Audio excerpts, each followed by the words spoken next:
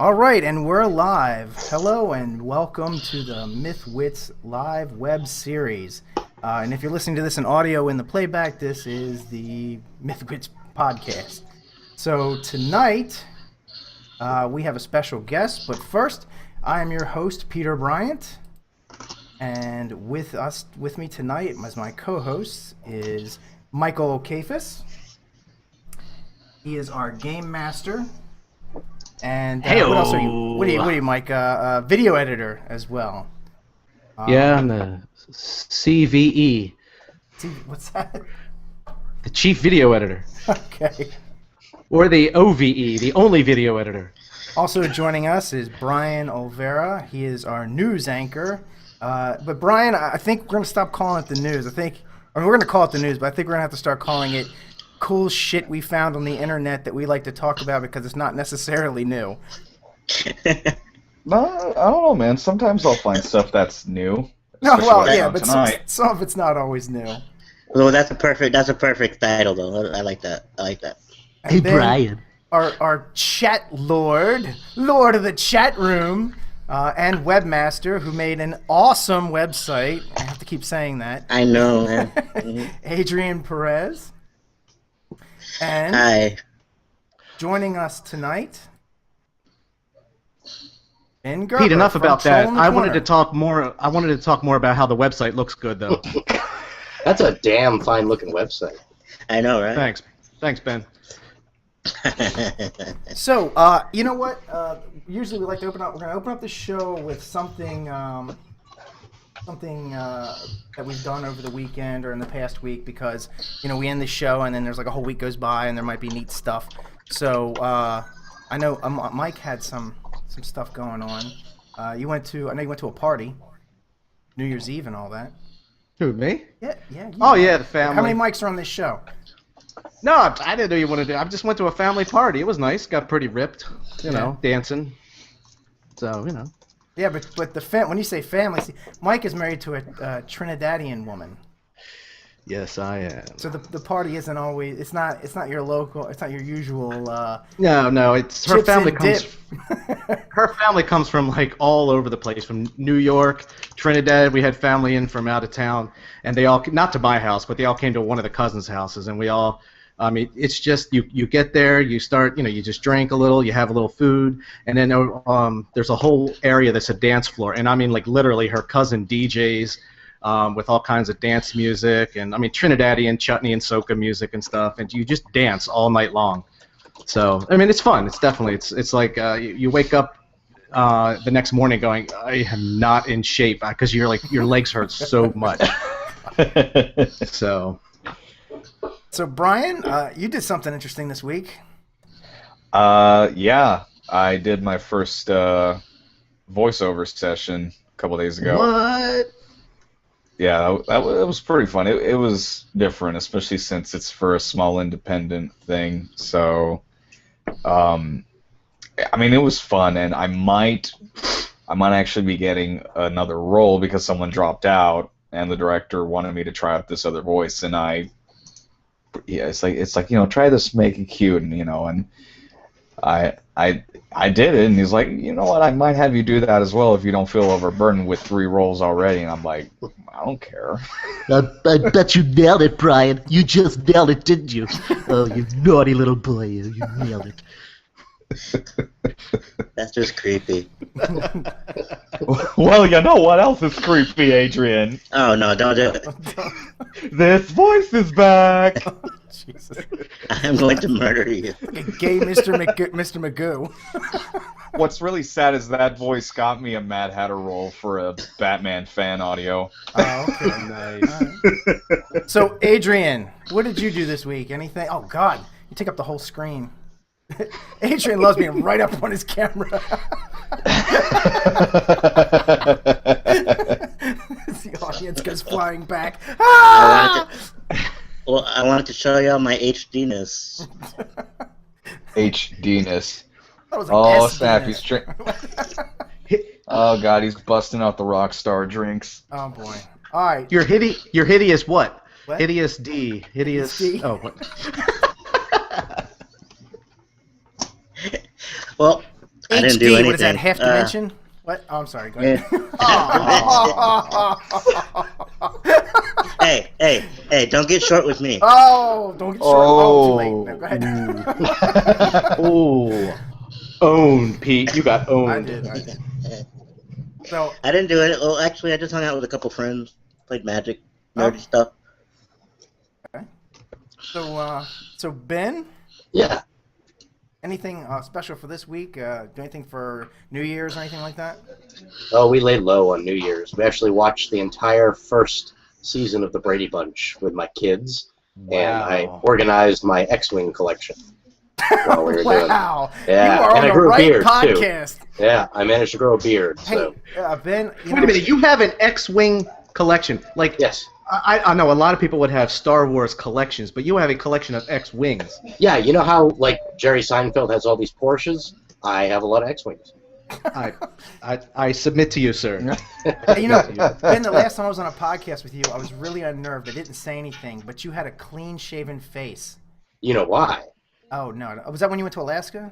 No, I had nothing to do with Alaska. God, no, you grow beards. Yeah, when you that's go to true. Alaska. Yeah. You gotta look, bearded. No, I raised a little bit over $4,000 for charity for the Children's Miracle Network through Extra Life, and one of the conditions of me hitting that 4,000 mark was the beard had to come off. Oh, okay. And, I was only about $900 short of shaving the eyebrows, so maybe next year, October 25th, it's coming up. Oh my God. That's right. Maybe I should support that. I'd love to see you with your eyebrows shaved off. Yeah, I'll go Marilyn Manson. Right? Yeah. Ah. Usually by about I've the seen 23rd that man hour, without I sound makeup. like him. Oh, I've seen that man without makeup. It's like Michael Cera and Alan Rickman combined. Yeah, that's about an accurate portrayal. Sarah and Larry Rickman combined. All right, so yeah, my weekend was my week was pretty lame. I didn't really do much for New Year's. We sat at home, much like a couple of us. But when you have a little kid, that's kind of what happens. Missed out on some of the good parties going around, but it is what it is.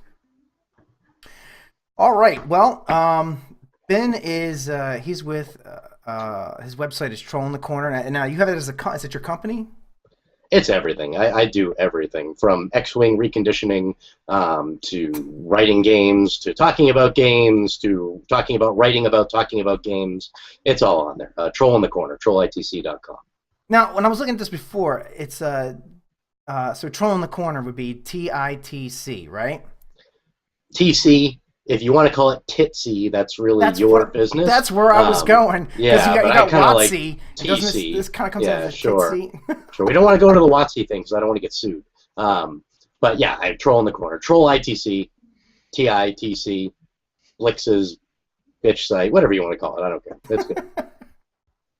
So we usually start the show out. The first bit that we do is the news.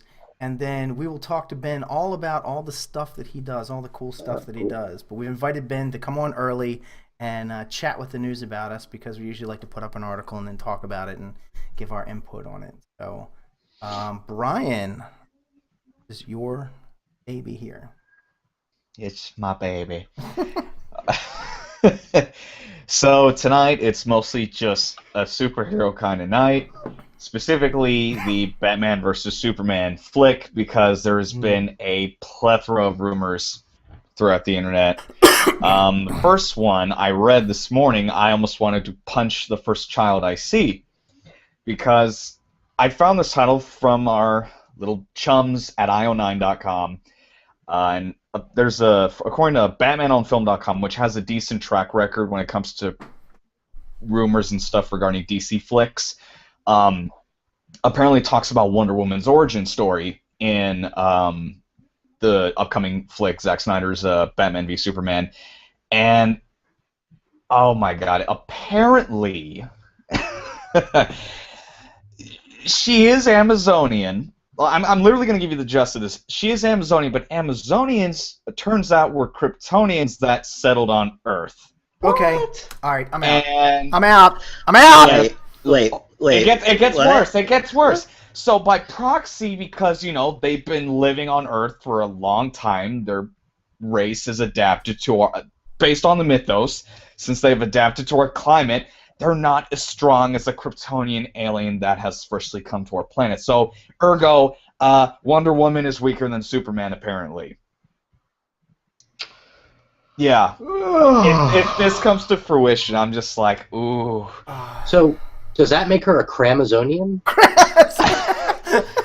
All I could say is I had an Obi-Wan moment when I read this because I felt the heat of 1,000 butthurt fans throughout the internet when I read this. Like, Oh, you said butthurt! You said butthurt! I'm just like, oh, hey. It's like, I feel the rage of 1,000 nerds. You know what I want to do? I want to, right about now, I want to choke Nolan with that invisible lasso. actually, Nolan barely has anything to do with this. If anyone is going to get choked, it's Snyder. Okay, well then, tie the two of them together in a gay choke fest or something.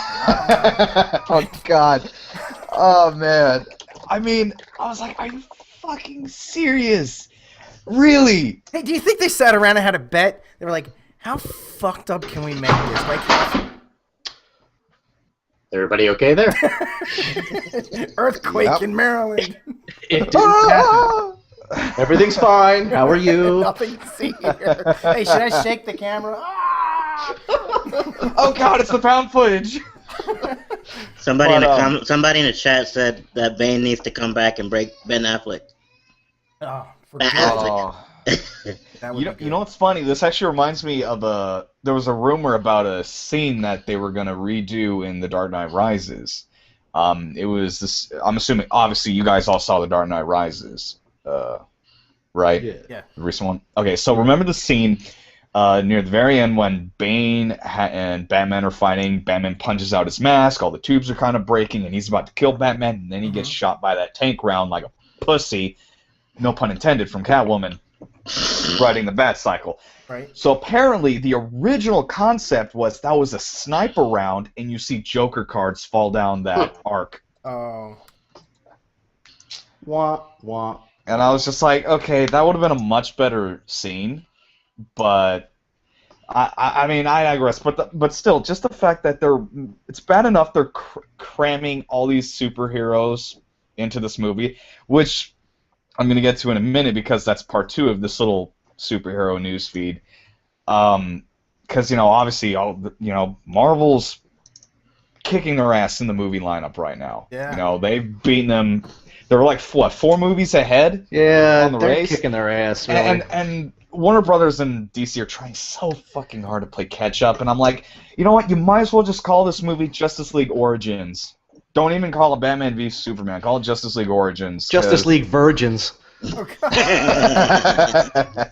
No, I'm seriously. I gotta ask you something. You guys something. Yeah. Like, for me, there's always something in one of the DC movies, like you were saying, Brian. There's always something that ruins it. And for me, Bane, the guy who played Bane, how they did his voice and everything. You can't.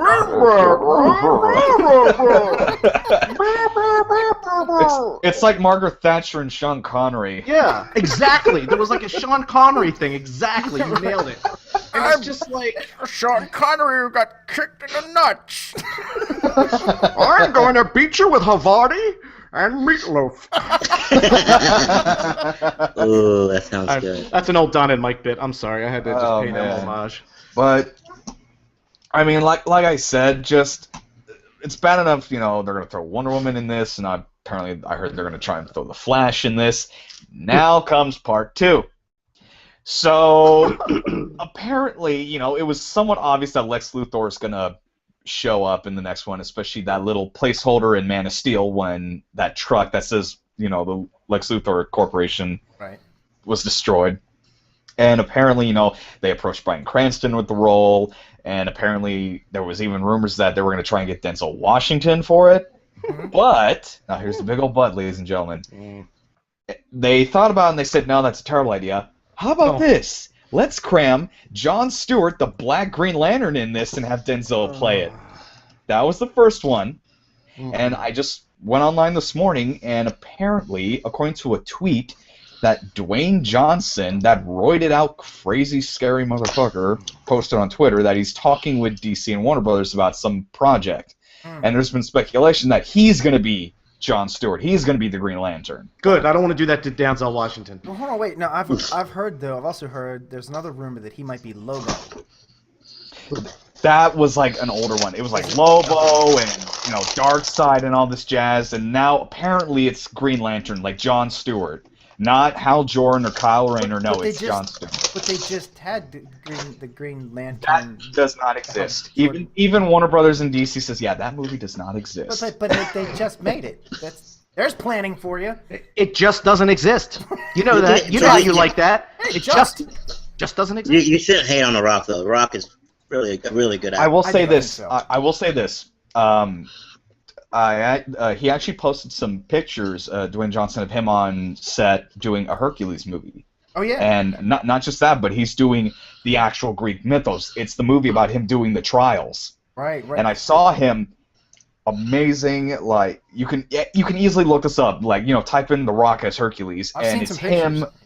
It's him wearing that lion skin from the lion he killed, wielding a club, and I was like, yes. My inner geek mythology nerd is like, yes. So Jay Libby posted. He says on here, not to jump your job there, Adrian, but Jay Libby says, don't trash The Rock, and I wouldn't. I think Dwayne Johnson is one of the most underused actors in Hollywood. I think he's good. I think he's a really great actor. Oh yeah. I like him. I think he's completely underused. I like him in wrestling. Was he the one in that movie, The Tooth Fairy? Yeah. I like him in wrestling. Hey, so there was that. So Jason. Wait a minute.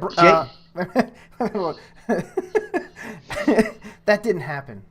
The Tooth Fairy. Same with Green Lantern with Ryan Reynolds. Right, it didn't happen. That did not. So Jay's in the chat room, huh? Yes. I say we bring in one of what's Jay thinking tonight? How about that? No, not yet. No, we're not ready for that. No, not yet. Jay, not yet. Libby, come on. All right, come on, so baby. Brian, what else you got? What you got? All right, so there's also, again, take this with a grain of salt, but obviously there has been a lot of Star Wars news lately.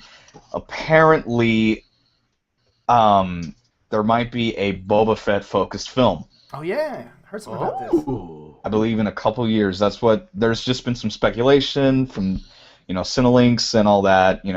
John Shep and AMC Movie Talk. They've been talking about it.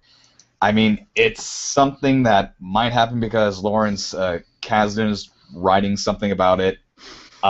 So that's just a little update they're kind of doing for the Star Wars franchise, because obviously Episode 7 is still in the works.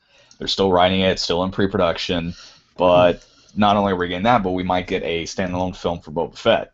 So that might be interesting. I like that. I have mixed feelings about all this Star Wars stuff. I mean, you don't want it to get fucked up, but I understand that. You know you want it to happen. Right. If I may. All right, go ahead. I understand that. I work in the DVD department at Barnes & Noble. For 8 hours a day, I sell movies to customers, and I do a good job because I've been there for 3 years and got promoted twice. Brian, can I see your boss, Brian? I'd like to talk to your boss.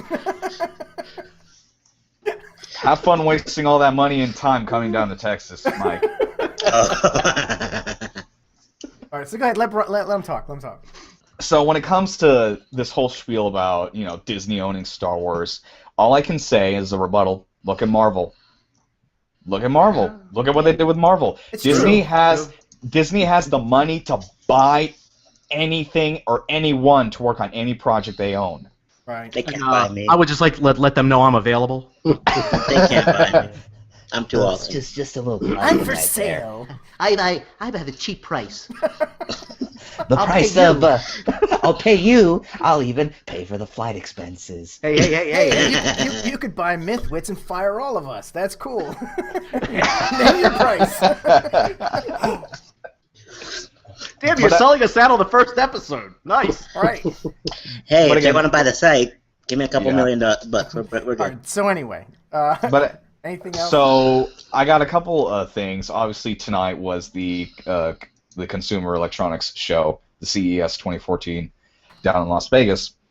And a couple things that some people have been keeping an eye out on is a new television format. And the new television format is essentially the 4K resolution. Mm-hmm. stuff we've seen in theaters lately. You know how every time you go to a theater, it's Sony Digital 4K HD across the board. You can see their pimples. Yeah. You can see all their pores, their nasty oily skin in 4K resolution. They're people too. It's proof that celebrities are people too, and all their flaws. I don't want to. But essentially, you know, Samsung was the main company that was showing off their new stuff, including some new television models, and they had a guest come in to talk about their new products of televisions, and that guest was none other than, I put this in quotes, film director Micheal Bay. Y'all have, but that motherfucker's already ruining two 80s cartoon franchises, alright? He's gonna kill 2 cartoon franchises in a fell swoop. That's because he's so busy getting his Baygasm on. Explosions and special effects. Oh god. Hey, somebody in the chat said that Mike looks like the dude from the Hunger Games tonight. I've never seen it. I don't know. I don't know. I've read the books. I've read the books, and that's it. So which one are you talking about? I don't know, but Mike, your beard couldn't be any whiter. I mean, Oh man! Nice. What are you saying? I gotta diet now? that's what I do. All right, let's put it to a vote in the chat room. All right. Do I diet for next week? Yeah. And Make if it so, red, what make it color? red. And if so, what color? What color? Make it red. Make it red. Raven's purple, hon. No, they're out of it. No, we just need to have like a charity fund or something. When we get X amount of money, Mike has to dye his beard at a ridiculous color. If I get a cut of the money, yeah. Fuchsia. Fuchsia. With a hint of magenta along the mustache. Hey, I would do it. I would do So it. Brian, you were saying, so he had a flip out, right? Yeah. So when he was on stage, the teleprompter had like a bug or a hiccup. It lagged, essentially displaying the text he needed to say, you know, the show notes, and it threw him off. You know, something that you can easily recover, just ad-lib it or wing it. He even said, "Oh, it's okay. I'll just wing it." Like, I don't know why, but when I watched it, I'm actually going to show the clip in a second. It's like something just turned on and he just crashed and burned. It wasn't even a graceful descent. It's just straight up lead weight drop from a rooftop. I mean, he tried winging it for like maybe 10 seconds and he just said, "I'm sorry," and just left. Literally left the Samsung representative hanging, and he was just like, "Thank you, Micheal Bay." Micheal Bay, everyone. So, you know, yeah, this guy's gotten some heat from the geek culture. You know, he's already kind of messed with Transformers, and he's about to piss off a lot of Teenage Mutant Ninja Turtle fans this year. But, you know, it's somewhat of a not well-known fact, but he does have a bit of an issue with stage fright. Yeah. He has an issue with public speaking. Mm-hmm. That's why you don't see him on stage a lot. That's why he Interviews are no agreed to get problem. up on stage.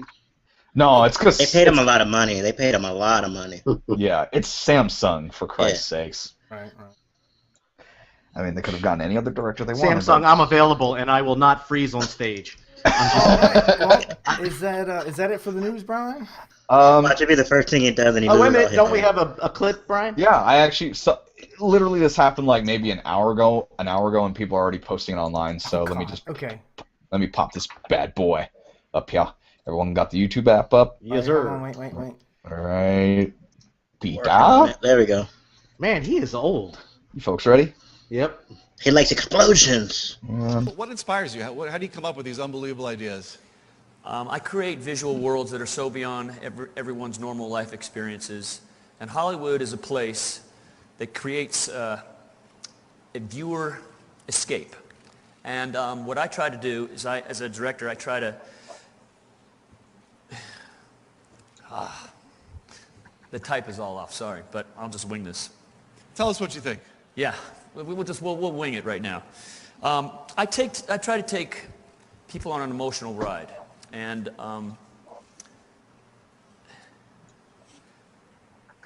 The Curve? How do you think it's going to impact how viewers experience your movies? Excuse me, I'm sorry. I'm sorry. Okay. Ladies and gentlemen, let's thank Micheal Bay for joining us. Yeah.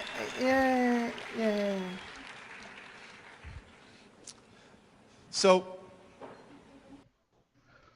yeah. Whoa, way to go, Micheal Bay. It's sad though. You could just feel that sense of that little. You smell defeat on him. Right. Just that little slip up, and he was done. It's he was stench. He was done. I mean, man, it's not the worst thing I've seen on live television. Heaven forbid, I play the Kanye to Taylor Swift thing. You guys remember that? Oh yeah. Don't remind Cosmo. He's on the chat right now. Micheal Bay's like, I'm better behind the camera. I'd feel bad for Micheal Bay, but he's a freaking billionaire, okay? That's true. So fuck him. Wow. And he makes shitty movies. He did ruin Transformers. And he's gonna continue with it with Age of Extinction. And God. I'm sorry, but the minute I saw the casting list for Teenage Mutant Ninja Turtles, I was done. I'm like, he better not meet me in a dark alley. Easy, man, easy. Whoa. Hey, you gotta be careful. It might blow up. He won't know what to say. He won't know what to say, so you're okay. Anything Pretty happens much. to Micheal Bay in a dark alley, it was not the MythWits. What's really sad is... No, let me finish this. What's really sad is... I'm sorry to cut you off, man, but... I don't think I'm the only one that feels this way. There are a lot of 80s fans out there that would gladly beat me to the punch, no pun intended, to get to Micheal Bay. Because, God, I'm not even going to say anymore. Just look up the IMDb page for the movie. Just look it up, and you'll see the cast list in... God.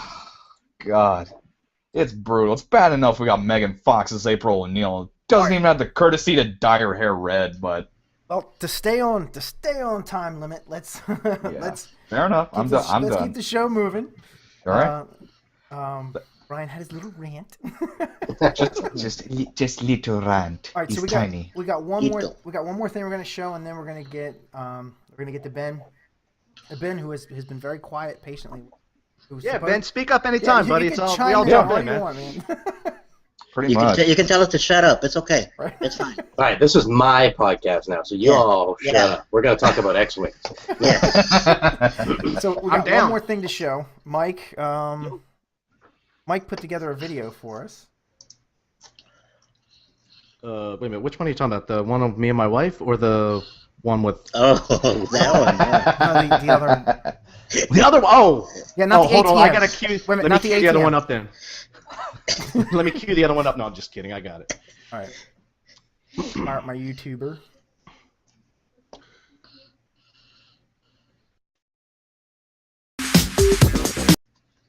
Whoops. What happened? Sorry. It's queued up, ready to go. All right, thank you.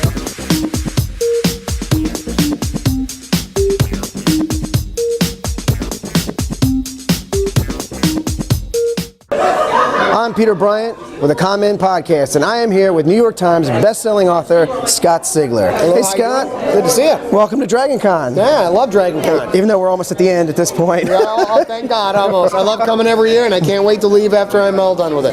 Yeah, so you have a bunch of stuff in the work. Got a lot of pokers in the fire. As I understand, as I remember, you have something called Pandemic on the way. Yep, Pandemic is the final book in the Infected trilogy, which is a horror trilogy, and that will be out from Random House Crown Books January 21st, 2014. Right. And that Infected kind of took the tale of the concept of the alien invasion. Right. And you always have the guys who are infected or possessed or whatever, and you don't really get their story because the president's trying to solve a problem. We looked at it from one guy in his apartment having no idea what's going on, no context, and the things that happened to him. We follow his arc, then it moved into the second book, which was Contagious, which was the president, everybody trying to react to this particular problem that's going going on, and then in pandemic it goes global. Right. We mess up a whole bunch of crap. It's So the really sweet. shit just hits the fan. Shit completely hits the fan worldwide, and I'm kind of going for a record body count in this one. Yeah. Okay. So you also have another series, a GFL series, and you're working on the Champion, as I understand, right now. That is a young adult, far future sci-fi coming of age series, and basically it's an American Pro Football League transplanted 700 years in the future. So you've got aliens playing different positions based on their physiology. So 1,500-pound linemen and receivers and defensive backs that can jump 20 feet into the air. Right. Humans are still at the skill positions like running back and quarterback because it's easier to communicate the story of a human. And we've got 4 of those books out: the Rookie, the Starter, the All-Pro, and the MVP. And the Champion will be the 5th book, and that will be out September of 2014. But that's what I'm working on right now. Right. And you had another book called Nocturnal, and I hear there's some interesting news going on with that, potential good stuff. Well, it has been optioned for a TV series by a gentleman named Lloyd Levin, who produced Hellboy, Hellboy 2, The Watchmen, Die Hard 2, but really it's the first 2, Hellboy and Hellboy 2. If you've seen those, you know that he is unbelievable at putting together a movie that has monsters in it. Right. You know, taking something with the fantastical and monstery goodness and making it look amazing on the screen. So Nocturnal is a police procedural set in San Francisco with a pretty heavy monster backdrop to it. So if anyone was to turn that into a series, that would be the guy. So we've written a big series Bible for that, and he's out pitching it in Hollywood right now. My business partner, Ray Kovacs, and I have had one fancy sit-down Hollywood meeting. No, we're getting all fancy now. It's pretty exciting. We're like, well, we're going to try and pretend we're not horribly excited. I'm sorry, I just urinated on myself a little bit. I might have had a little poop. I don't know. We failed miserably.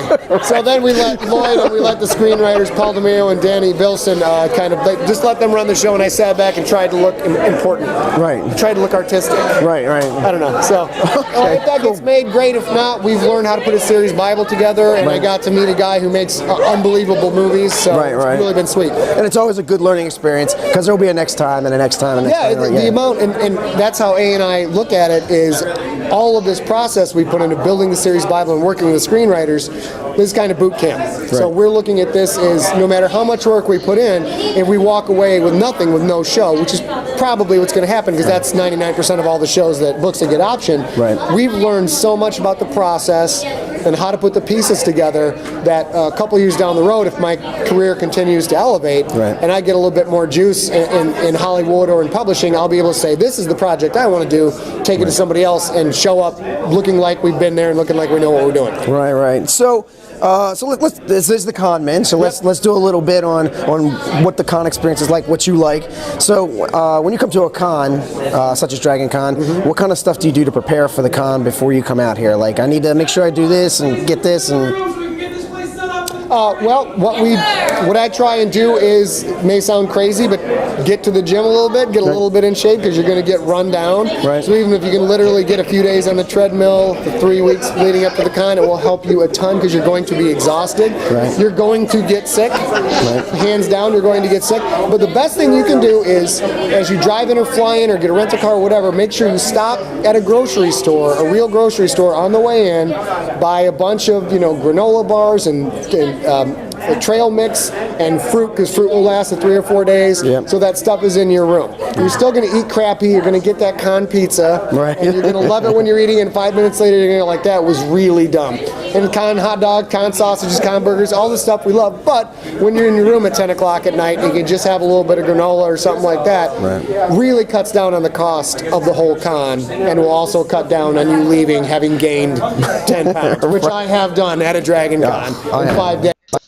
Hey, real quick. What? Who do you think is going to get the third point? Real quick. Let's just take a vote. Who is going to get the third and final potty point? Huh? Who do you think it's going to be? I'm guessing me. I'm guessing Blix. We'll see. In 5 days, so it's pretty impressive. Turns your poop into tar. Oh, that's going on. You're spending more time in the bathroom than you are at the con. Yep. So it's just as much preparation as you can do to come in, have food in the room, have things on you that you can carry around, so you don't have to get the $8 hot dog if you don't want to. Right. If you want the $8 hot dog, more power to you. Right. Yeah. All right, well, they're kicking us out of here. So real quick, let's wrap this up. Where do we find Scott Sigler, and where do we get your stuff? ScottSigler.com is where you get all my free podcasts. I give away all my stories as free audiobooks. They're also available at iTunes. Just go there and search for Scott Sigler, SCOTTSIGLER. And Amazon.com, you can find all my books, both the ones I publish myself and from Random House, and buy them, read them, like them. And I'm a junkie. I love it. I personally endorse it. Thanks a lot. Have a good one. Okay. All right. Good. Very nice. Yeah, so that's what we spent Dragon Con doing, chasing down interviews. So by the end of Dragon Con, Mike and I were wiped out. I mean, we got so much more stuff coming. You? How do you come up with these unbelievable ideas? Yeah. I create visual worlds that are... What's up, Micheal Bay? What was that? Okay. Sorry. Micheal Bay, die! He wants redemption. In an alley. So anyway, yeah. So just so anybody watching, you'll probably see some more stuff come out of the MythWits. Probably going to be stuff where people are talking about conmen this and conmen that. It's basically because we're transitioning, so there's going to be some of that left over, and we don't want that material to go away because it's all still great material. And we'll still do all of that. None of that is going away. We will continue as the MythWits to do con coverage just like that. Yeah, we're gonna get more. We're gonna get pre-rolls for the MythWits, and there'll be something coming next week. I'll have another video. I think I'm gonna get the video with Tom Merritt together, so we'll have that one. We got Tom Merritt. I've got one for Tim Kask, and Tim Kask, so good. That may not even be part of the show. That may be just a YouTube video that we upload under the MythWits name because it's like an hour long and it's awesome. He talks about all this old school stuff. Like he talks shop. It's awesome. I'm trying to think. Hey, Peter. Nice beer belly you had there. Yeah, I know, right? I know. I gotta lose some weight, man. I really do. He doesn't have a beer belly. I have a beer belly. No, you got a baby belly. I have belly. A fat, no, you're just pregnant. You're just pregnant. All right, so look. You're just pregnant, dude. Enough of that. Let's get on to our guest. We invited the man to come in. Let's talk some Ben Gerber. So Ben. Excellent. Yeah. Let's start with Troll in the Corner. Sure. So tell us about Troll in the Corner. How'd you get started with that? What is it? That kind of stuff. The good stuff. Well, Troll in the Corner is basically a weekly update about this troll I have in the corner. He doesn't do much. No, I'm just kidding. Oh, God. Let's see. In 2004, I started a website called RsGeek, which is all about Linux and Microsoft type stuff because I'm kind of a tech guy. I ran that for about 4 years. It got fairly big, and then I sold it. And so that's it. I'm done. I'm not going to ever do another website again. I'm going to enjoy my life and get on with my day job and not pick up this crazy extra hobby shit. And then, like, a month later, I had Troll in the Corner registered. But it's a little bit more niche than RsGeek was. So I focus mostly on tabletop games and all the geekdom that sort of surrounds that. Started off with a real heavy focus on role-playing games. We're slowly sort of shifting towards board games, although we do come back and revisit role-playing games a lot as well. It's also my publishing arm and my charitable works arm. So I publish a bunch of books and PDFs, and I'm working on a couple of card games, and I got some board games coming up. That's going to all come through Troll in the Corner, and then I have a ton of PDFs and role-playing stuff out there as well. So that's it in a nutshell. And I also have the Indie Talks podcast, which goes through Troll in the Corner as well. We have a little podcasting network. We have a couple of shows on there as well. Right. And the Indie Talks, I've been on your Indie Talks several times. Yeah, quite a few times. I think I'm your most frequent guest. It's quite possible. I think you are. Okay. You're up there. So tell us about Indie Talks. Well, I wasn't busy enough with a day job and a family and kids, so I decided I wanted to start a podcast because I don't really enjoy sleeping all that much, and it also made me fabulously wealthy. So what I decided to do is talk to folks who went about the tabletop gaming profession their own way. So I'm not real big on going into Wizards of the Coast and talking to them. I am real big about going to somebody like myself or you guys or anybody, Jason Morningstar or Daniel Solis, people who are publishing their own stuff, getting it out there, forming their own companies, and sort of doing it their way and not going the mainstream way. That doesn't mean that if somebody from Wizards of the Coast contacted me and said, hey, I want to do an interview, I'd say no. I'm just going to give preference to people who have Kickstarters up or who are more of a smaller, kind of harder to find folks who have a little bit of a harder time with PR and can't afford things like, full-page magazine ads and even television commercials. Right. So we're about 3/4 of the way through our second season, and then in the summer we'll be launching into our third season. Sweet. Yeah. So, so you've had some actually pretty impressive guests on there. Guests that I was a little jealous of, as a matter of fact. Can you talk about some of the more interesting people you've had on there? Oh my God! Everybody that I've had on here has been interesting. I don't want to slight anybody, you know what I mean? But there are lots of really, really cool folks who I've had on. Like Daniel Solis is one of my favorite. He's a card game and board game designer who also does a lot of layout, and he happened to do this Doe Temple of the Flying Pilgrims role-playing game and Happy Birthday Robot. He was just a lot of fun to interview. I mean, I've had John Wick on there. I've had Jen Page and Monty Cook on there talking about Monty Cook. Mythbusters, and this was before Monty's gazillion-dollar Kickstarter really finished. So now I don't think I could get him on the show, but well, you never know. Maybe I can get him to come back. Did you say Mythbusters? Yeah, not Mythbusters.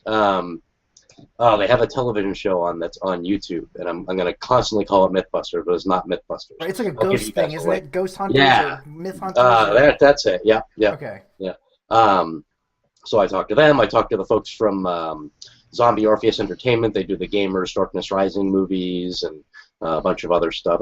All kinds of folks coming on. I've got a few other guests already lined up that I've already recorded, or who are lined up a little bit later on this month as well. One of whom I'm really kind of excited to talk to as well is Fred Hicks from Evil Hat, who looks to be a really interesting interview. So I'm looking forward to having fun with him. Cool. Awesome. Yeah. Awesome. Now you basically you talk to them. You ask them pretty much how they got started and what their favorite games are. Sure.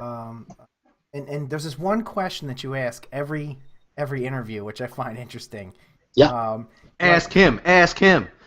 Well, he always says it. No. He says it on every show. But go ahead, tell our listeners tell them about the question and what you like. Well, gaming to me, tabletop gaming, is fundamentally a social activity. You don't play a single-player video game to get the same experience you're going to get. And yes, you can do it online like we're doing here with this interview, but I prefer to do it in person if I can. It's just a hell of a lot more fun. And to me, it's not a social activity unless there's food present. So my question is, what is your favorite gaming snack and or drink? And I asked every person on there. Some folks I've managed to take by surprise, but I think people are sort of on to me now. So I think around season 3, I'm going to have to come up with some sort of new question that I have to ask. But we'll have to see what happens. Okay.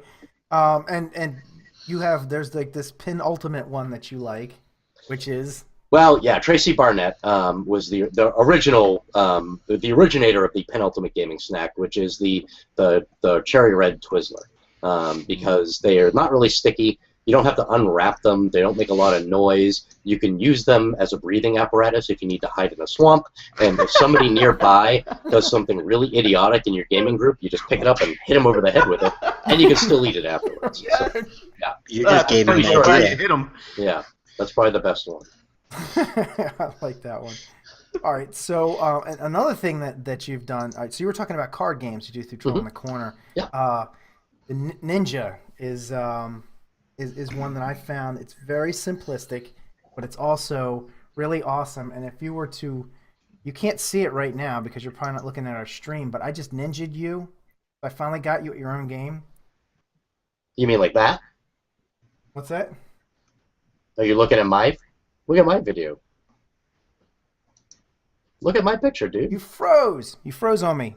Aha. Well, I'm ninjaing everybody else and your studio audience. Okay. So no, you can't beat me on my own game. But basically, your video will start moving. The idea of the game. Well, you go ahead and explain it. How did you come up with this game, and what's the idea? Can I start up with a little story? Sure. Go ahead. Okay. So about 7-8 years ago, I went on vacation, my family with another family, friends of ours, and we vacation a lot together.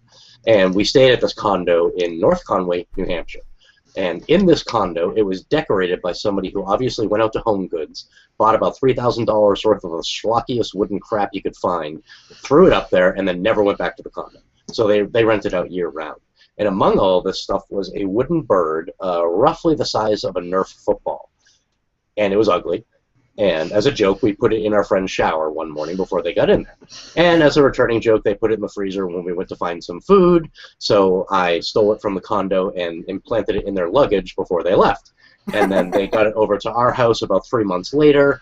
And then an idea started to occur to me as this game was going on and on, where we'd give this present over Christmases and we'd mail it from odd locations to each other and things like that. Was, what if instead of a bird, you were sending your friends and family members a merciless, talented assassin? Would that make it more fun? Well, hell yeah, that would make it more fun.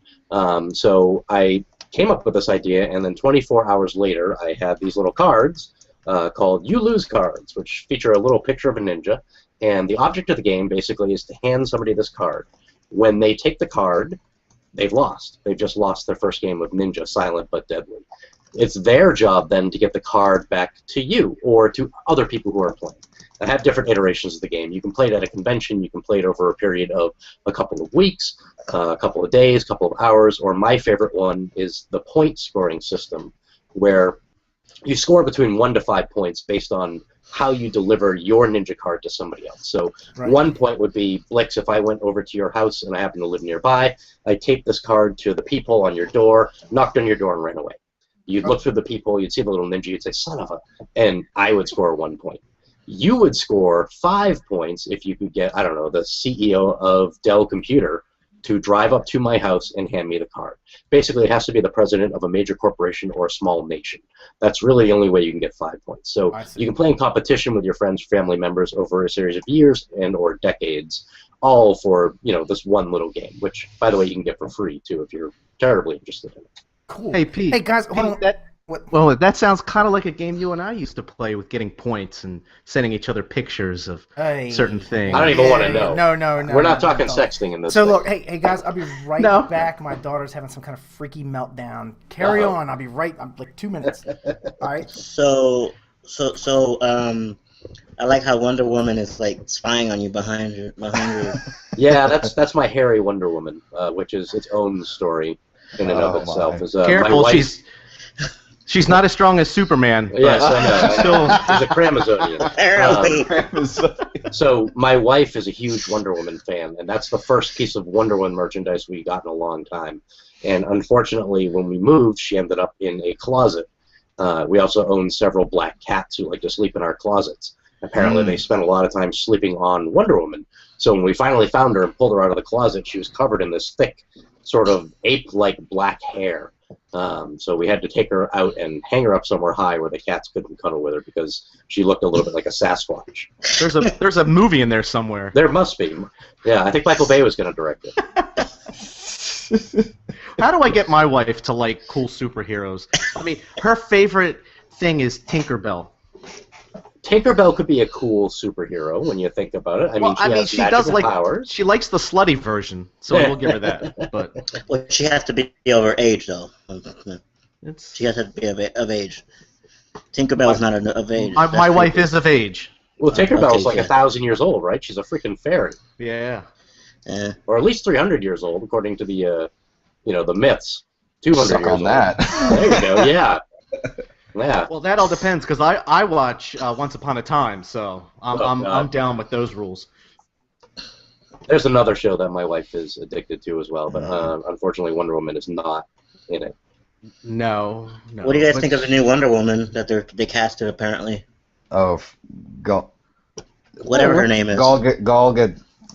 She was Mrs. Real. She was in the Fast and Furious movie. Okay, I'm gonna say this. Someone's looking it up. To Google.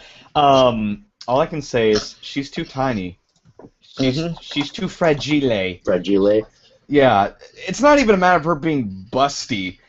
She's not cut. She's not muscular. She's not Jewish, is she? Time.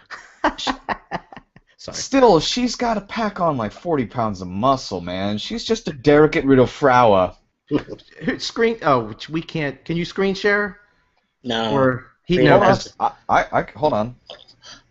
Yeah, but they won't show on a big screen. No, because Pete doesn't have he's not at the helm. Never mind. Nah, he's not letting you moderate, huh? No, we're driving without a driver. Oh Lord! So here's something I'm going to challenge all you guys to. Uh-oh. Since we don't have Blix here right now. Oh, crap. We don't need things right here. If I'm you go to my excited. website, Let's go. you can just get the picture, print it out. Every single one of you now has the Ninja Blix. In fact, everybody watching this should probably Ninja him as well. You can do it through email. You can do it physically. The audience. Yeah, but I want all you guys who know us on Facebook, you know who I'm talking to. Message us and we'll get you his email. We're going to Total Confusion in February. I want him to get at least 30 of these little suckers by then. We need to ninja. Well, we need to ninja gangbang him. Hold on. So that's like what, 3-4 points? All right. I'm gonna post his email on the chat. On the chat. Oh, yeah. There you go. That's not invasive. Just hold up the card again so people can screen share it or print screen or whatever. I found the card online. Yeah, you can get it online. If you go to Drive-Thru RPG or Drive-Thru Cards, you can download the rules and a whole bunch of print and play stuff there as well. You know what? This gives me an idea for a skit. Uh-oh. Just a skit of people trying to out ninja each other, especially at like anime conventions, since it's usually, Asian themed stuff. I've seen ninjas, soldiers, samurais, wizards, all that jazz.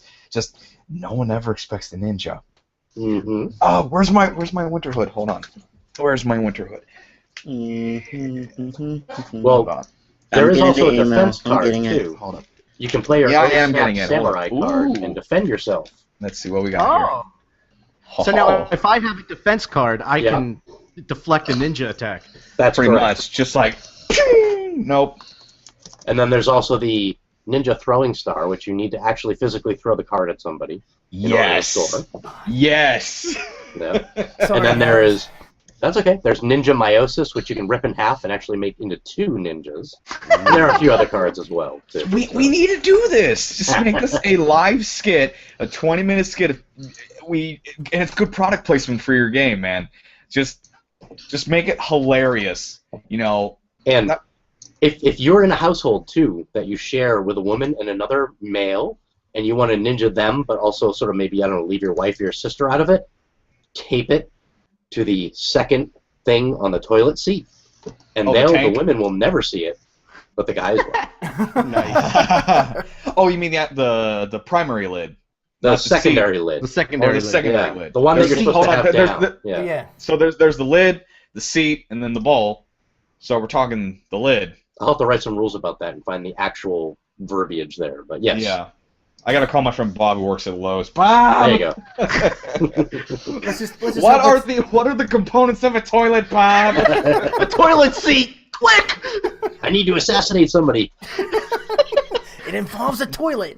It's like, Bob, I'm on a super dangerous mission right now. It involves a ninja, playing cards, and a toilet. Now, please, for the love of God, which one is the lid? Which one is the lid? Now, Lives are I'm at pretty stake. sure. I'm pretty sure you could also integrate that little concept that we just came up with there into Fringeworthy as well. I'm sure you could. There's got to be a way. I'll put it to the podcast, and they'll figure it out. John Ryer, who's watching now, he'll get to work on that immediately. There you go. So that's Ninja. That's basically that. I developed the whole thing in 24 hours. Came up with a little supplement to it. Put it all online. You can get it, like I said, for free on Drive-Thru RPG or through my website. You can go to Drive-Thru Cards and get printed versions of the cards that are really nice, actually, for $5 plus shipping. Or you can go to the Game Crafter and get the whole thing for $12 in a nice little box. Explain the Ninja Burger Honorable Employee Handbook. That I don't have, because that would probably get me sued.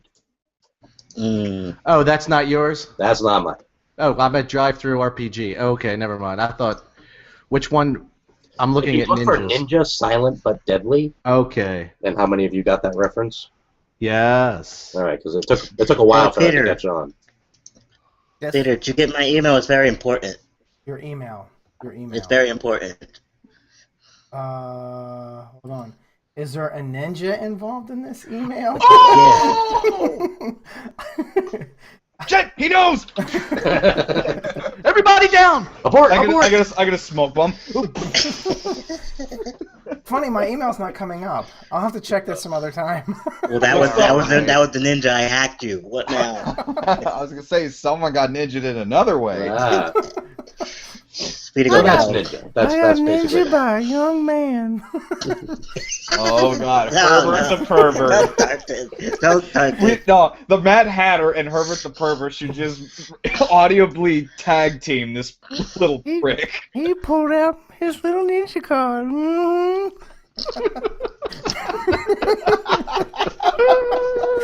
Next thing I know, I lose the game. Hey, that ninja's what? Solid but deadly.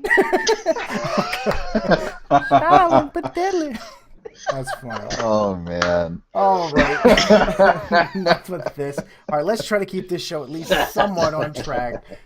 Ben, is there anything else you want to talk about that is Troll in the Corner or Ben Gerber or that we haven't This covered? is your chance for product placement, Oh, yeah. so use it well. Well, I'm actually going to talk a little bit about a product that's not mine, Okay. but if you guys all run out and pick up Gygax magazine, issue number 3, Yes, sir. I'm featured in it, which I thought was pretty damn cool. I've got nice. this little role-playing game out, which is designed for kids, parents, teachers, and counselors called Argyle and Crew. It's been out for a couple of years now. It's one of the best sellers over at Drive Thru RPG as well. You can get it at Amazon. You can get it there. You can get it through Creative Commons on BitTorrent or wherever you want. All of my stuff, by the way, is Creative Commons licensed, except for the Pathfinder stuff, which I can't do Creative Commons. So Argyle and Crew is basically a stripped-down role-playing game designed for kids. And I wanted to do something that would make it fun for my kids at the time to play and other kids to play as well. So I threw out the character sheet with all these, crazy numbers and stats and stuff like that. Your character is actually literally a sock puppet. It's called a soppet. And you can add several traits to it as you start the game out. And as you continue adventuring with these sock puppets, you can actually add more traits to them to give them more magical abilities. For those who are watching at home, that's the hook right there. But it's the coolest thing about it is that the kids love it. Every adult I've ever introduced it to loves it even more. It's so much fun to get together with a group of like 20 or 30 kids between the ages of like 8 and 15 at a convention, like say Total Confusion, and make them run around with these sock puppets and interact with everybody else at the con. It's just an amazing time. So in Gygax magazine, I put the full rules for how to go ahead and run this thing at a convention doing a huge scavenger hunt. And Gygax magazine number 3 also has the damn coolest cover I think I've seen in a long time for a magazine. So kudos to those guys out there. That's Argyle and Crew. Yeah. Yeah, you're gonna say something, Blix? Oh, I was going to say so I was there for the unboxing. Mike and I were there for the unboxing, Gygax magazine, and maybe we'll put that we'll repost that as a MythWits video. We do something like that. But that was really cool, and it was funny because the first person to own a Gygax magazine was a girl about 10 years old. It was really cool, and she was all happy too. She was Nice. she was all happy to show it and everything. But all the guys that work with Gygax are really really class acts. I think Jay Libby was in this issue as well. Number 3 was it, or was he in number 2? I'm not sure. I have the PDF. I haven't gone through the whole. I just basically stare at my picture in it. That's pretty much what I do all day long. But And my Gygax picture's not magazine actually in there. it's beautifully done. It's really absolutely. a fantastic magazine. I'm in awe with it. It's very nice. It's like the good old days, but it's new as well at the same time. It's not.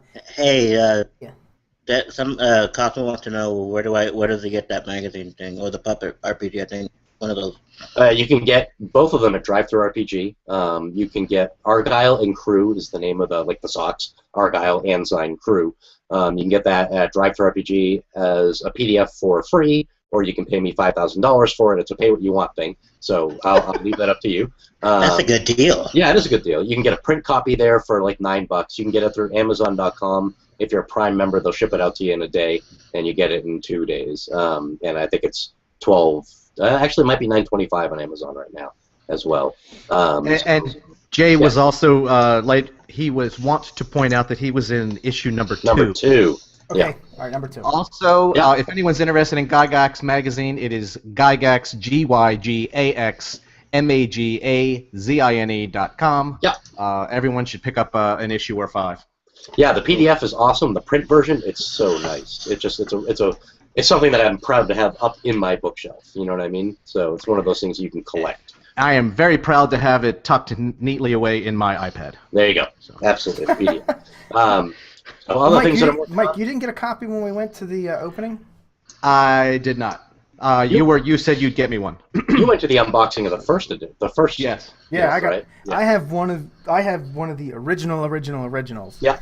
Yeah, you were going to get me one. I think I have one for you. I might. Yeah, that's what you said. Yeah. Oh, he's the OG. Right, but Jay just mentioned on here that Dreg and Mary did a good job. Okay, Dreg is James Carpio and Mario. Oh, crap. Mary is his fiance because they haven't gotten married yet. They're on their way. She's an editor, and I think James is an editor. He's games content editor, I believe.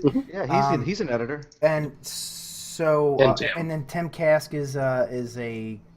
Tim's the master. Well, no. He's no. Don't say that because he's very. No, that's clear. That's what Jay said. He's very clear to point out that he is an editor of the magazine. He's not in charge. He's and he's but he. I remember talking to him and he was very upset because there was some error in it that someone overlooked, and he was just like, oh, if I had seen that, But anyway, yeah. So Tim Kask and James Carpio and Mary and Luke and what's the other guy, Gax? Luke and Ernie, and Ernie, of course, Jr. and of course, let's not forget Jason Elliott, who I think he's pretty much it's his gig, right? I mean, I think he's the one that pretty much is running the show.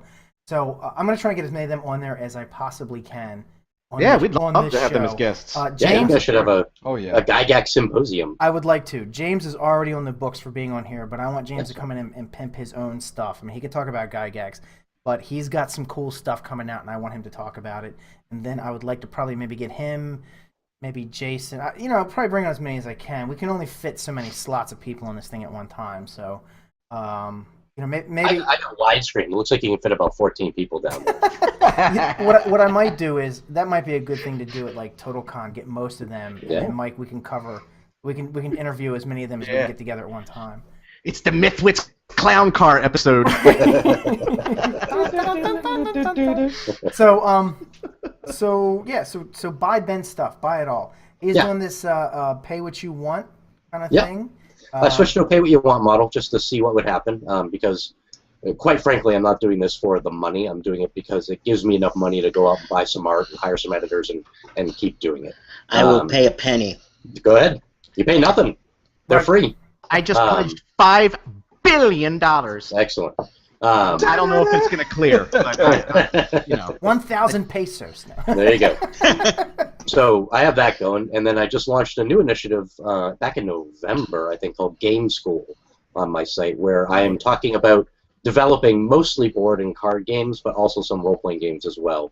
And through that, I've also gotten some publishers on Indie Talks, like Stephen Bonacore from Stronghold Games, who gave an absolutely amazing interview. I've got another one coming up very shortly with another publisher who, if you head on over to Indie Talks at iTunes, you'll be able to find that in about a week. But that covers the whole process of designing games, and I wanted to sort of make a knowledge repository for folks like me who have never designed a game before, so that they don't spend the 3 years that I spent trying to figure out what the hell I was doing before I was actually slightly successful and move on from there. So we cover everything from... You only spent 3 years doing that? Yeah. Blix, you spent like 8 years doing that. Stop it. But Rogue Chess, man. Don't give Jay ammo. So what I cover on there with a bunch of other guests as well is everything from where do I get art, how important are spreadsheets to my work, where does the math come from, how can I find places to print these things, what is a minimal print run, what are some design ideas, where are good blogs that I can go and follow, and I'm also very public about my own designs. I really enjoy designing in public space, basically because I can rope all you guys into being editors for me and pointing out my mistakes, which is tremendously important to me. So I'm currently developing 5 or 6 different games in the public space right now.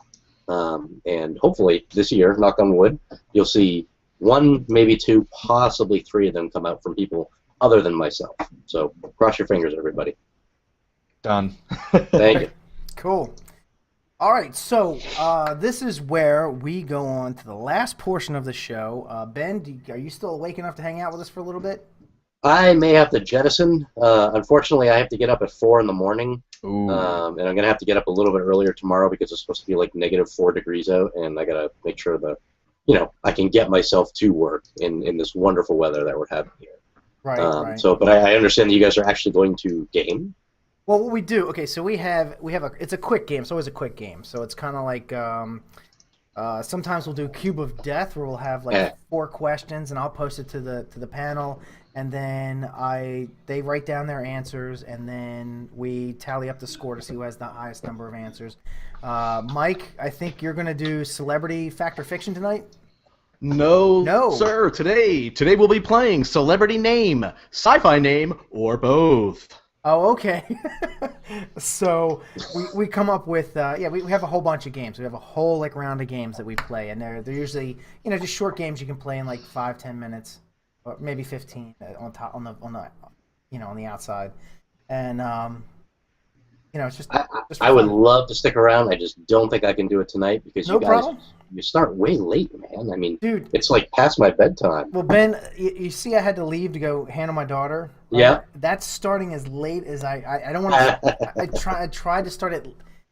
Tried to get it to where she's in bed and settled down, and it still had to leave to go handle something. I got 2 words for you, 2 bits of parenting advice before I leave this show. Okay. And this is for all the parents out there and the expectant parents. And those 2 words are children's Benadryl.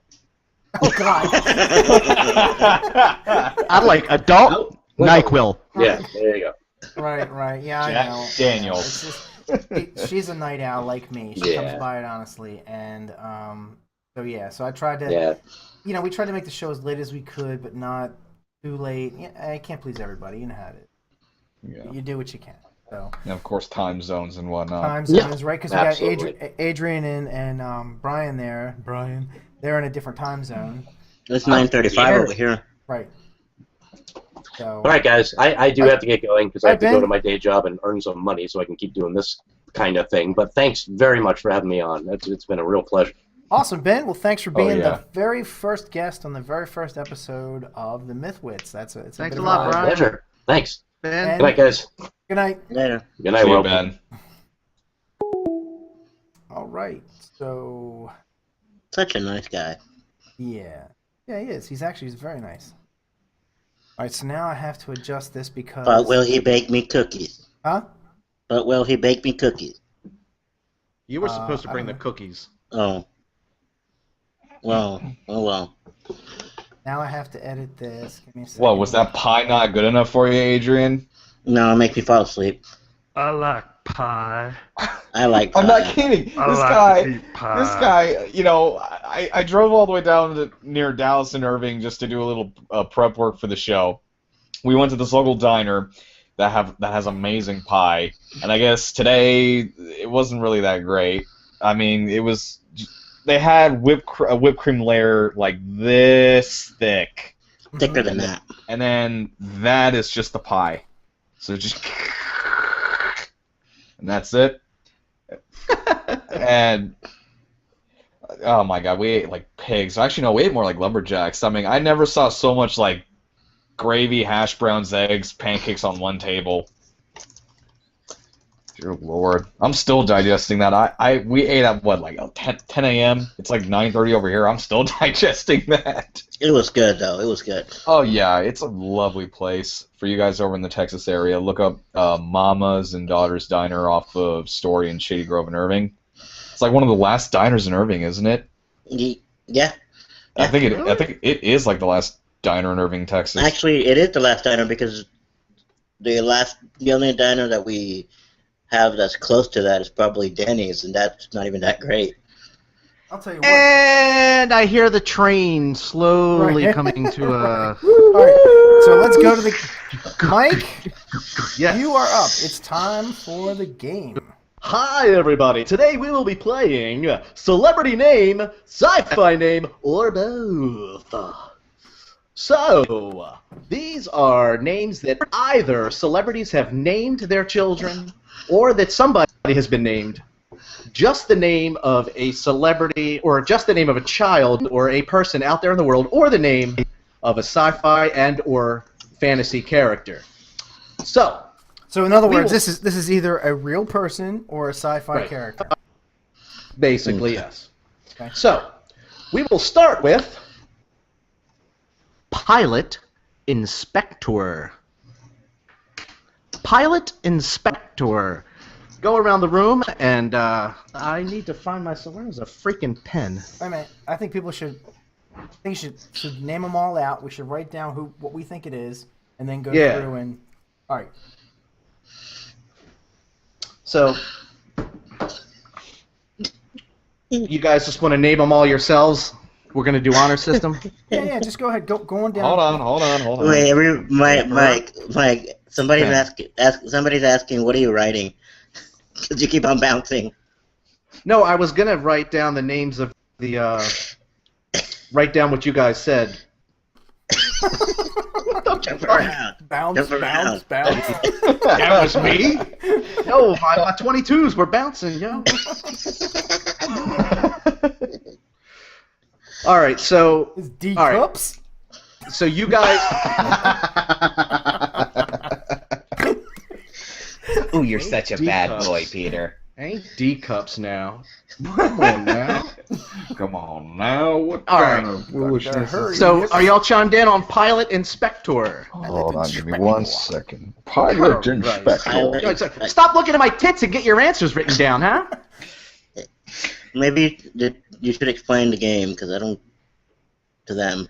Is that a real person, or is it a sci-fi character? Right. Is there a real person, a celebrity? It's going to be a celebrity, of course. Is there a celebrity or a celebrity's kid with that name, or is that a sci-fi or fantasy name? I should probably not write on my scripts for the episodes I'm recording. Hold on. How the hell would I write on this? All right. So, Pilot Inspector. Inspector. All right. Next. Jason Ironheart. And if if something comes to you, you're like, oh, don't say anything, all right? Yeah, people in the chat room don't give it up. Yeah, don't give these buttheads clues. I know you guys are smarter than them. And we're not allowed to look on the intertubes. Okay, I'm ready. All right. Number 3. Kal-El. Kal-El. Okay. Remember, celebrity name, or child's name, sci-fi name, or both. All right. I know that. What it is? We have to be specific? Yes, it's 3. Is it only one or the other, or is it both? Okay, hold on.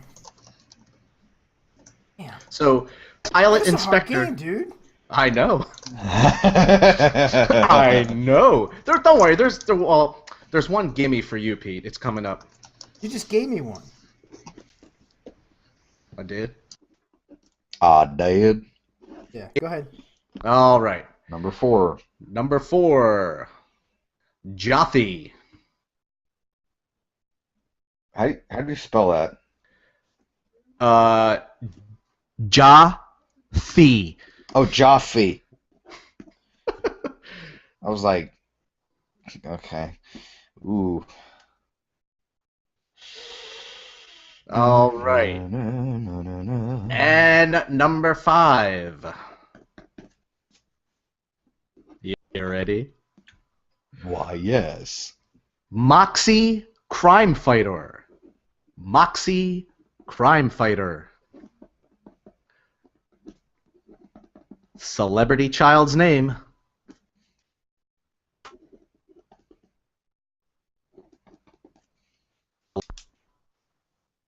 Celebrity child's name, or fantasy character. Or both. Or both. Or all 3. Right. Okay. All right. Number 6. Oh my God. All right. How many of these are there? 8. 8? Yes. All right. I thought I wanted to give some of you a statistical advantage. Okay, go ahead. All right. Tomorrow. Morrow. Sounds like a rapper kid's name. Oh, don't give anything away, Peter. Okay. Don't give anything away. Tomorrow. Okay, number 7. Jean Lapierre. Jean Lapierre. That's Lapierre. Lapierre. Okay. All right. And finally, number 8. Goodness. J Woo. Jehwu. J Woo. All right. You ready All to right. take down scores? Pencils down, folks. Pete, do me a favor. You got a pencil in front of you. Take these scores down, okay? Okay. All right. Wait. All right. So we're gonna go in this order every time, okay? Mm-hmm. We're gonna go with Adrian, who's muted, and then we're gonna go with Brian, and then Pete, okay? Each time. So Cal L. Oh, wait. Adrian, Okay. Brian, Pete. Okay, I'm ready. Okay. Adrian, Cal L. Sci-Fi name. Celebrity Pilot name. Inspector. Oh, I'm sorry. Yes. Pilot Inspector. Sorry. I'm gonna go with Pilot Inspector. fantasy. All right. Sci-fi fantasy name. Okay. Brian. Yes. Brian. Yes. Pilot Inspector. Celebrity name, sci-fi name, or both? I'm gonna go with sci-fi name. Very well. And Petra. I'm going to say that's a child celebrity name. Celebrity's child name. Right. Pilot Inspector. And I'm sorry I don't have the pictures to go along with this, but we'll post them in the show notes, okay, on the doc. But Pilot Inspector is the child of Jason Lee. Sweet. That's one for me. So you, I don't know if you guys know who Jason Lee is. That's Dragon. My name is Earl. Yeah. Okay. All right. Oh, and number 2. My name is Earl. Oh, it's a different Jason Lee. Okay, sorry. Yep. He was Syndrome in The Incredibles. Hello. Yeah. All right. So number 2 is going to be Jason Ironheart. Mr. Perez. How do you know my name? It was a lucky guess. Okay. That's gonna be definitely fantasy. Oh, so sure are we? Okay. Mr. Brian? I'm going with both. Both. Very interesting. And you, Mr. Petra? I'm going to go with just straight up celebrity. Straight up celebrity. Does anyone know the celebrity or the sci-fi name for who Jason Ironheart was? I'm guessing I got it wrong, so no. That was from Babylon 5, Jason Ironheart. Never watched that one, so... And there is no one that I have found anyone of note. And basically, if they were named something, they had to have been at least, like, have a wiki page or something after them. You know, it's not like some, the guy down the street named his kid Jason Ironheart. Right. You know? We get that. So, all right, yeah. So Adrian got the point on that one. Yes. All right. So then we went to Cal L. Just that was spelled Kaleel, just in case, you know. Right. Just in case. Adrian. That's gonna be definitely a child's name. Just a celebrity child's name. Okay. Yeah. And Mr. Brian. I'm going with both. Both? Both. Interesting. And you, Mr. Bryant? You know what? It's gonna be both, but I'm gonna go with what I wrote. I'm gonna go with what I wrote, and it's sci-fi. Okay. So, believe it or not, someone in this world has named their child Kal-El. Son of a Now, bitch. Okay. most of us know that, Superman's dad was named Kal-El. No, Superman was named Kal-El. Oh, are you sure? He was he was Jor-El. Jor-El was his father. Kal-El is Superman. Oh, sorry about Ooh, that. Game Master's wrong. My fault, my fault. What's up, Game Master? Oh, It's I know. quite obvious that his father was named Jor-El. Read a comic, you lepton. I am a nerd here. Come on. You know what? Never mind. I'm sorry. I gotta go. Well, you're gonna pull a Michael Bay. Bay. From now on, that's just gonna be called a bay when you walk off. Yo, F you Bay. put a bay. All I'm right. going to the Bay. So, just a little Nicholas. Oh, who named their child Kal-El? That would be Nicolas Cage, and that's where I screwed up when I was reading this. Shocker. Yeah, I know, right? When I was reading this, it said that he named his son like Superman's dad. He named his son Kal-El. So that's what I screwed up. I apologize for that. So Nicolas Cage fun fact number 1, in case you couldn't glean anything from what we've talked about so far. He's a huge comic book fan. Right. Nicolas Cage fun fact number 2. He changed his last name. I didn't even know this until I read this, that he's actually he's Francis Ford Coppola's son. And maybe a lot of people know that, but for anyone who doesn't, he changed his name from Coppola to Cage in honor of who? Nick Cage? Luke Cage. Luke Cage. Oh. Yeah. Hang on. He also stole the Declaration of Independence. No. Number 4. Number 4. Jaffe.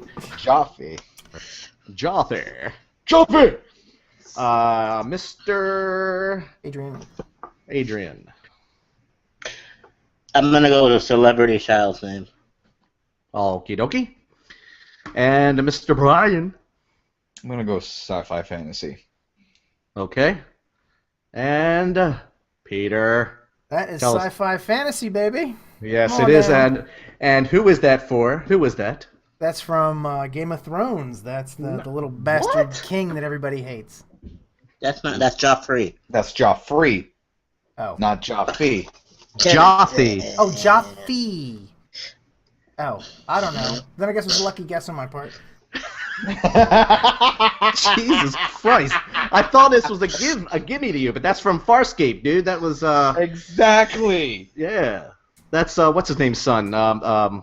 What's his face? Jaffe, right? Yeah.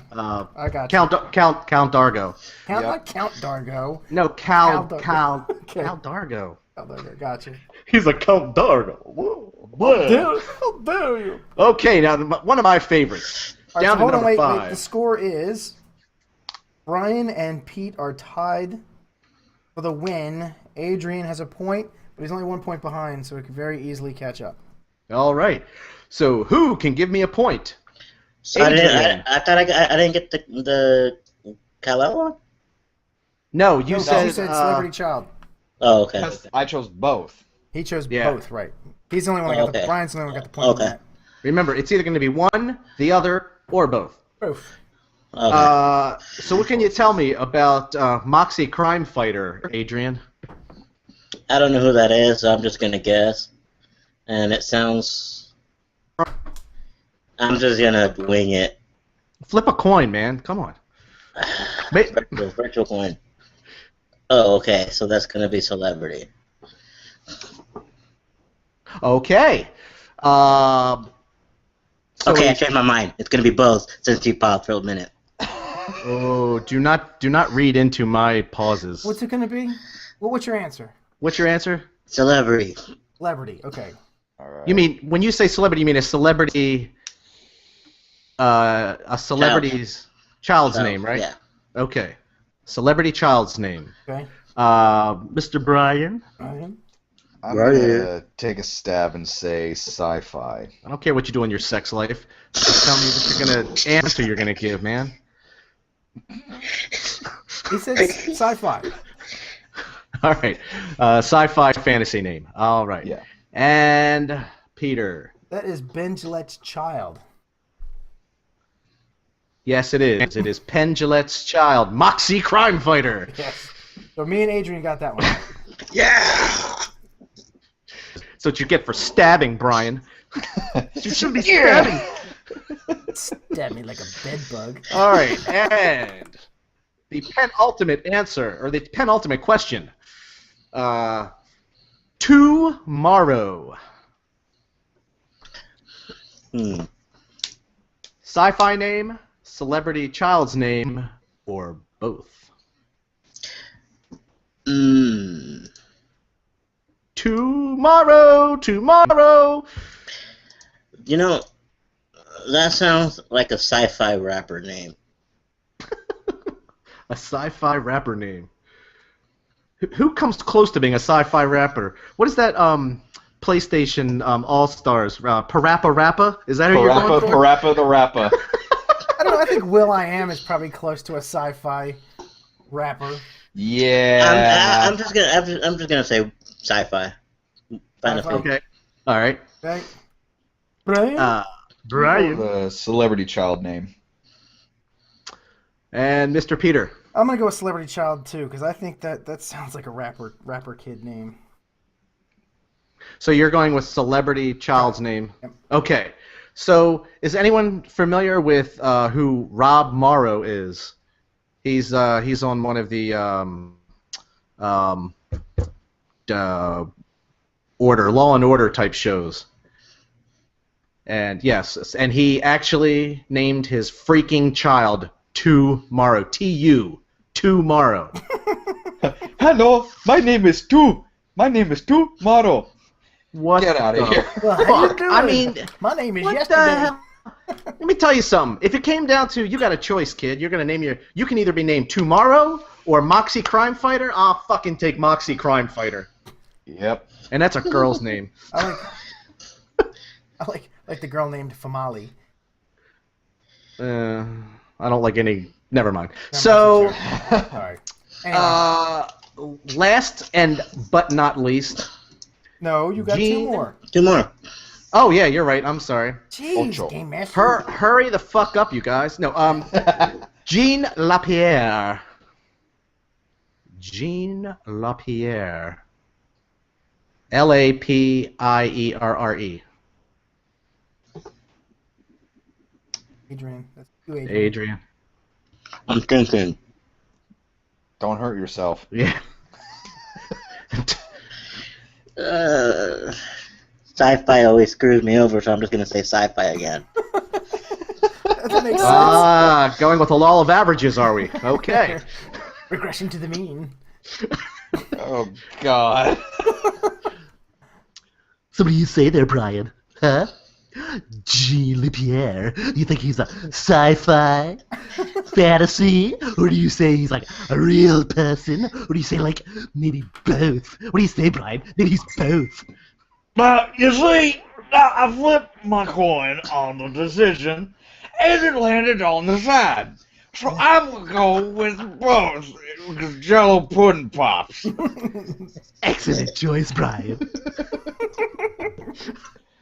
I didn't understand any of that. That's the point. So what's your answer, sweet ass? He said both, man. What's your answer, Both. Peter? Okay. I'm going to go with, I think he's a celebrity, just straight up celebrity. Not their kid. That's just a straight up celebrity name. Okay. All right. And that is, Jean Lapierre is some French-Canadian superstar news podcasting dude, as well as Jean Lapierre is the name of a Stargate character. Frig. Boom. Brian got it. Damn. Good call, Hey. Brian. Hey, when a coin lands on its side, you don't question it. You just Exactly. go with it. That's right. Then Bill Cosby possessed me for a second. Sorry about that. Don't apologize for All right. Thank God for the Jello pudding. And last, Right. but certainly not least, and this time I'm going to let Adrian go last. So we're going to go with Brian first. This is Jay Woo. Oh, everyone gave their answer. No, did you? Everyone gave their answers, right? Yeah, but what is your answer? I'm gonna go with both. Okay. And Peter, what do you say? Jay Woo. Well, I put him down to sci-fi. So I'm just gonna stick with what I wrote. Okay. Now, what were you going with? What did you go with last time, Adrian? Because whatever you say you're going with for the next one, you don't do that. Right, so that's your hint. The opposite. Like, what was your gut? What's your gut telling you? Then do the opposite. My gut's telling me I gotta go to the bathroom. So, celebrity. Celebrity. You sticking with? Yes. Okay. Alrighty then. Jay Woo was the character on Dune. I'm done. Sweet. All right, let's tally up the points. Adrian, you came out of this one with 2. Ryan, you got 4. And I got 5. Yay! That's funny because I knew he had to at least be sci-fi because of Oh snap! Nice. Look at that. Leatherbound, baby. You like that? Leatherbound, and it's got the 3 stories in here. It's not just one of them. So it's not like you looked all around your room and was like, "Oh, it's got to be in here." Actually, no. I just finished reading this last week. Nice. So you knew right away. Yeah, I was like, okay, he has to at least be from Dune. And then I was thinking, I don't know why, but it's John Woo, the film director, not Jay Woo. That's what threw me off. I'm like, is that Chinese guy who did Broken Arrow? Hard-boiled. Hard-boiled. That's it. That's what I was looking for. One of the best movies ever. Yeah. You like that? With Chow Yun-fat. Yeah. Oh god. Oh, then he such a came good to movie. America and decided to suck like humongous, giant penises, because he went from being a great director to like making shit, like Face Off. It was a slow progression. No. Oh. It was right off the get. He just went. I was so excited because I think Broken Arrow was the first one that he did here, and it was like, okay, all right, well, whatever. He's getting used to America. Then it was like Face Off. I think was the next one. I was just like, oh, not working for me. Go back to China. Make good movies. So anyway, yeah, I'm not a big fan of Woo. All right, so I guess we got to wrap this up, huh? Yep, let's wrap it up with a bow. Okay, so that's it for the first episode of the MythWits web series. It's also a podcast if you're listening to the audio of this at a later date. I just want to thank Ben Gerber for being on. Thank all the people for hanging out with us live and chatting with us in the chat room. We will be doing this every week from here on out. Next week's guest is Jay Libby. What? Yeah, that's right. The man, the legend, Jay Libby. I got it lined The balls are pretty big in there in the chat room, aren't they, Jay? Yeah, he's not on anymore. He had to roll, but he will be on. He'll be on next week as our guest. The week after that, I believe, is James Carpio of Gygax Magazine, and he's got his own stuff going on, Chapter 13 Press. And then I can't remember what it is after that, but some of the future guests got Andre Krupa's going to be on, John. I want to say Ryer, but it's not Ryer, but he may be on the show eventually. Jonathan Reinhardt's going to be on the show. Nick Palmer's going to be on the show. A bunch of guys coming up. I've already got a whole bunch of guests lined up. We'll have a new guest every week. Keeps the show kind of lively. I think it's good to have a nice interaction with a fifth wheel. Yeah. And next week we will be playing a card game called Deck Around. Deck Around. Okay. All right. Excellent. And then I guess guys, if you're listening to this as a podcast, you can always check out our video cast live every Monday night at 9:30, or you can catch repeats Eastern. Eastern Standard Time. Very good, thank you. At MythWits.com. You can also check out old episodes at MythWits.com. We also post on there and our Facebook page and the Twitter and the Tumblr and the Instagram and the we're all hooked up on everything that we can friggin' hook up on. If we're not hooked up on something that you think we should be hooked up on, let us know. Call Adrian. And Adrian will meld it into the site. Mind meld. Right. Not even that. He's like a Borg. He'll just assimilate it to the website. Plus, we have a whole shit ton of interviews from Gen Con, from Dragon Con coming up that we haven't. We were gonna get to, and I apologize to anyone who's seeing this or listening to this now who hasn't. Like, oh, crap, man, you recorded me like 3 months ago. Where the hell's my interview? When we got back from Dragon Con, we found out that there were other con men floating around out there. One of them was a little older than us, and the rest of them were newer. And we just kind of felt like it was too clever of a name. It was just too obvious. It was like, and we just kept waiting. I was like, oh, more and more people are gonna pop up with this con men thing. I mean, shit, we were in Dragon Con, Mike, and we ran into that guy that was doing like a convicts or something like that. Right. Yeah, and it was just kind of like, we could have tried to, take over, like, get contact with those people and say, hey, we had this first, but we decided that it wasn't worth all that. We're not in this to like piss on anyone's parade. We want to entertain and have a good time. We want other people to have a good time, and we don't want to compete with other people because there's plenty of room where we're playing. And I think that's the important thing to say is like for and I really apologize. I wish I could remember his name, the Darth Vader I know you're tall talking guy. about. Yeah. I can't think I'm of his sorry, name. dude, but you out there, you know who you are. When you're listening to this, please know that you have our support. You can have any and everything, and we encourage all of our listeners to go check out the Con Men. That's going to be his page at some point. We'll post it on our. Or he was convicts too, but we may even say if he wants to become the other one too.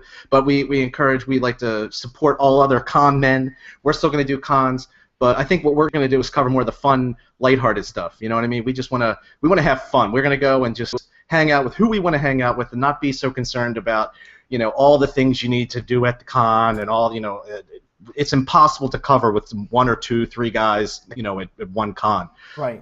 So we're just going to go where we can go and have fun and bring all the fun that we have to you. Right. So if you don't like that, oh well. Right. And plus we tried. Yeah.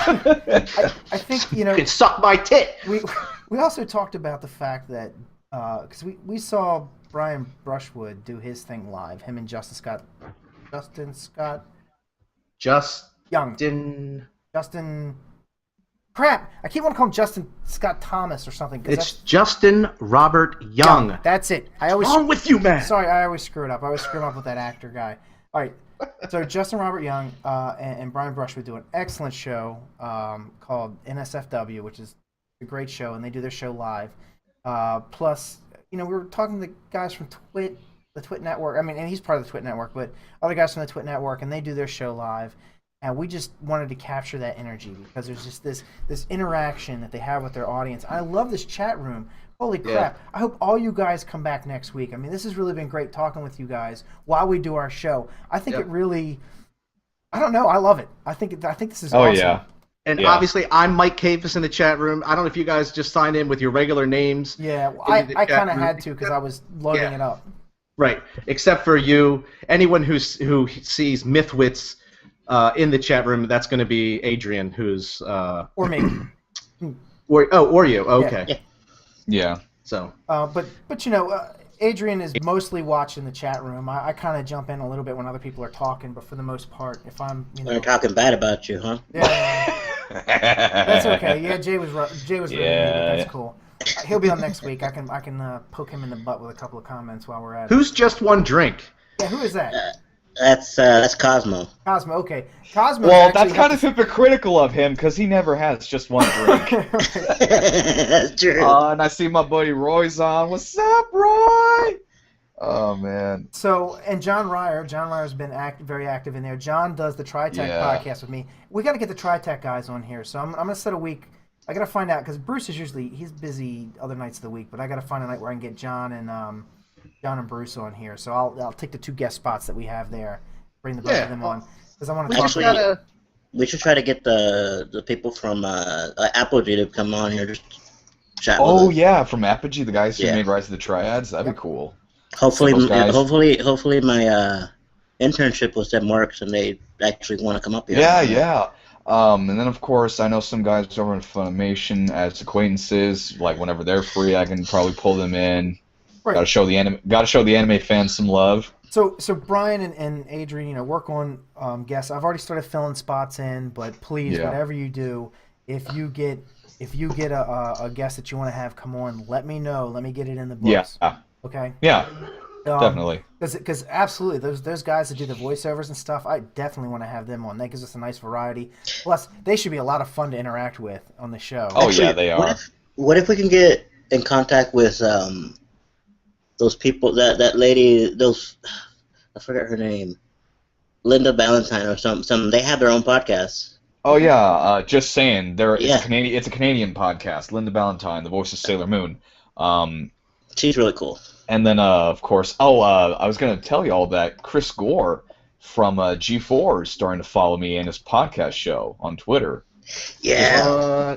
The MythWits TV show. Finally. Yeah, Chris Gore from G4's Attack of the Show before it went away. Get out of here, right?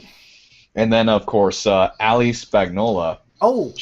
She follows me now. Oh, cool! I know who you're talking about. Yeah. She's got like just almost the drinking album. Yeah. She's a trip, dude. I'd love to have her on the show.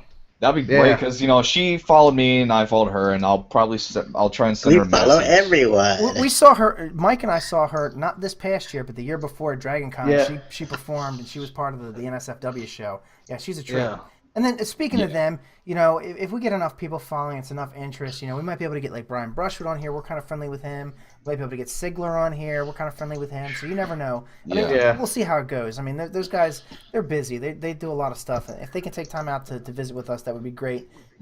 You want to get Sigler? You want to see Sigler on our podcast? Get more people. Whoever you are listening right now, you're watching this later on down the road.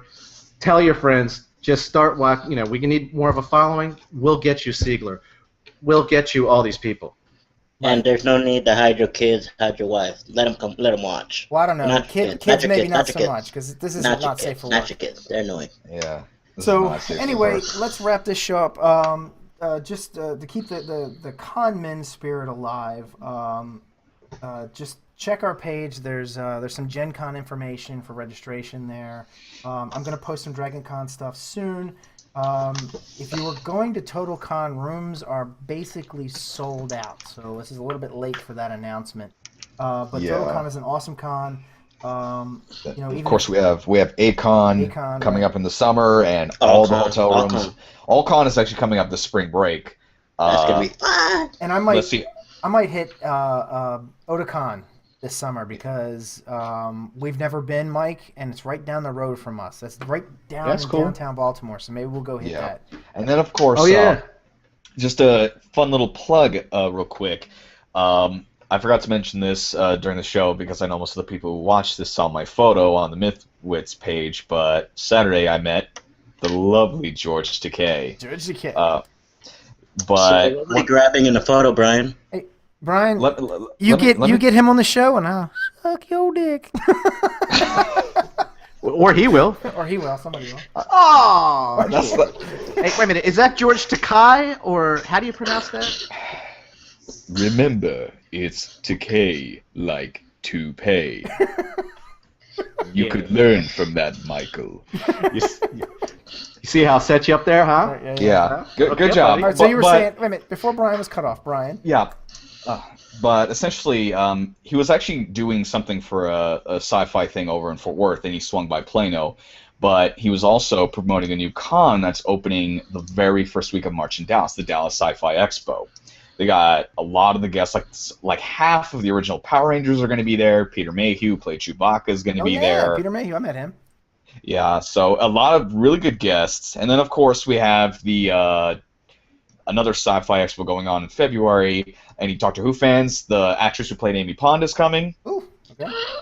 I know, see, Adrian's face is like, ah! And then, of course, Sylvester McCoy, who was the 7th Doctor. There's a lot of stuff going on in Texas for the first quarter of the year. we'll try. We'll try and get as much as we can, and then of course, regarding some of this other stuff, because I'll be honest, I'm getting a lot of my tips for this stuff through Kevin Smith. That man is a genius with the Smodcast channels that he does, because I've been in talks with some other people back here about doing side podcasts whenever, since, we're only Monday nights, we might do, like me and some of the other guys, when we get our stuff together, we might do specials in the middle of the week, a gaming special or something. I'm actually working on a special video blog series called Rise to the Mic. It's essentially just me going through this little journey of climbing up that voice acting ladder and giving tips to anyone out there. Right. In fact, I'll give you a free one right now. Tip number 1: take an acting class. Okay. So, good job. What do you say there, Brian? You saying I'm not a good actor? Practice my lines? Peter Pepper. You got. Now listen here, Michael. Listen here, Michael. You got the raw talent, the energy, but you gotta refine it. Take that ore and make it into a slab of metal bar. Pickle, penis, Poughkeepsie. I don't even know what that was, Mike. I don't know. All right, and so I think Bill Cosby, I think Perez Hilton's trying to possess him. So, and also, by next week, we'll have a soundboard installed into the system, and then you guys will have to vote on whether you like that or not. I mean, we'd like to try it out because we think it would be kind of funny. But if it gets annoying, you guys let us know in the chat room and we'll kill it. But it's just like college. Hey, let's experiment. Right. So I think it'll be good. I think it'll be funny. Yeah. I think that, if it's not overused. Yeah. Like we can't have crickets every 30 seconds, right? Yeah. So anyway, let's wrap the show up. We're going very long here. Again, thanks for listening, and we will see you all here next week. Thanks, gentlemen. Thank you very much. Later. So strong. I couldn't hold him. Oh, that son of a bitch! Oh, you fucker! Hey, I know where you live, you little turd. Oh, you're gonna get a nasty surprise in your mailbox.